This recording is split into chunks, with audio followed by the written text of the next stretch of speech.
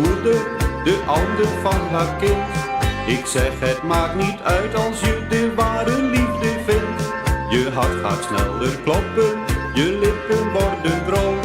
Je staat slechts in de verte en je bloeddruk schiet omhoog. Als dat geen liefde is, dan weet ik het niet meer.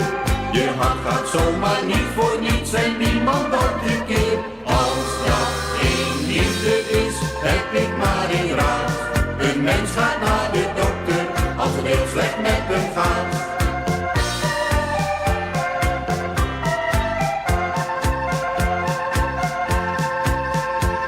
Het klimmen van de jaren heeft daar geen invloed op.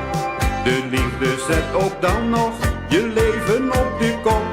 Want ga je plotsklaps zweten en hoort gitaarmuziek, dan viel je voor de liefde, dat gevoel is echt uniek.